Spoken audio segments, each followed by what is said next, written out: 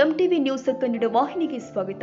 ಧರ್ಮವೀರ ಸಂಭಾಜಿ ಮಹಾರಾಜರ ಬಲಿದಾನದ ದಿನದ ಅಂಗವಾಗಿ ಆಚರಿಸಲಾಗುತ್ತಿರುವ ಹುತಾತ್ಮ ದಿನಾಚರಣೆಯಲ್ಲಿ ಧರ್ಮವೀರ ಸಂಭಾಜಿ ಮಹಾರಾಜರ ಪುತ್ಥಳಿಗೆ ಶ್ವಾನವೊಂದು ಸಲ್ಯೂಟ್ ಹೊಡೆದು ಹುಬ್ಬೇರಿಸುವಂತೆ ಮಾಡಿತು.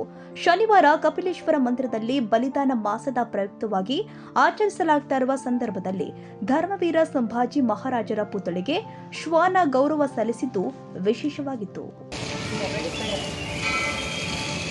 Hey, up, salute, come, salute, salute, hey.